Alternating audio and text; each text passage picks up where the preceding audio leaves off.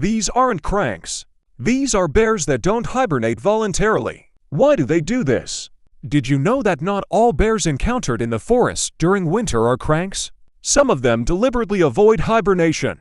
Of course, when you see a bear in the forest, your thoughts will be completely different. However, knowing this fact could save your life. It's very simple. Cranks are deadly, while non-cranks are quite friendly and harmless in comparison. Today, we'll figure out how to distinguish them, and most importantly, we'll tell you how to behave if you encounter one. First, let's find out what cranks are and why they inspire fear. A crank is a bear that is stricken by its inability to hibernate. It would happily retreat to a warm den, but something went wrong. The main reason for their lack of sleep in winter is a lack of nutrients. For 4 to 6 months, bears do not eat, but actively use up the fat reserves they should have accumulated in advance. By the beginning of hibernation, a bear's weight increases by 20 to 35%. An adult male can reach a weight of around 600 kilograms in the fall, of which approximately 180 kilograms is fat, which serves as an energy reserve. Gaining this weight is no easy task, considering that a bear's diet is primarily plant-based. Therefore, in the fall, bears especially thrive on nuts, berries, honey, larvae, and insects, and will not hesitate to take prey from other predators. If a bear hasn't had time to feed well in the summer, difficulties await them in the winter. It might seem better to sleep all winter than to starve, but bears' metabolisms are structured differently. If an animal hasn't accumulated at least 15 to 20% body fat, it won't be able to hibernate. Its body won't be able to withstand a long period of autonomous existence, and the animal will die. Here's the thing. Finding enough plant food under the snow is impossible for a bear. A weak and thin animal also can't catch a deer. The animal has only 2 options: die of starvation in the forest or in a den. Most prefer to remain free, hoping for a warm autumn and winter, but this often turns out tragically. It is these hungry, irritated, and weakened animals that become wanderers. They wander the forest and attack anything that moves. Encounters with them are very dangerous.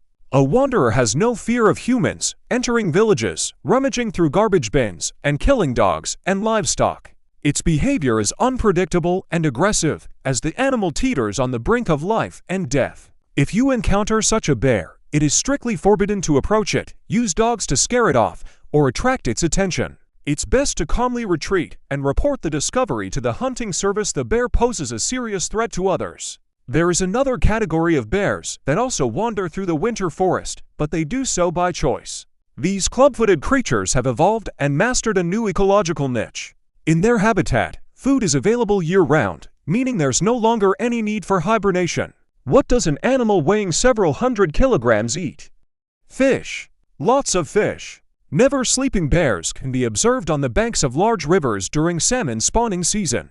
This fish is not only fatty and nutritious, but also abundant. For example, over 3 million sockeye salmon spawn in Kamchatka. After spawning, most of the fish die, providing a huge supply of light and fatty food, allowing local bears to sleep for only 1 to 2 months instead of 6 months. A similar situation is observed on the coast of Alaska and Kodiak Island, where fish literally lie on the ground. Local bears have abundant food, and the Kodiak brown bear subspecies has become the largest in the world. Its specimens are, on average, 1.5 times heavier than their Russian counterparts. Another interesting feature is that these animals are more tolerant of each other. A single spawning ground may contain several dozen bears that would normally engage in a bloody fight.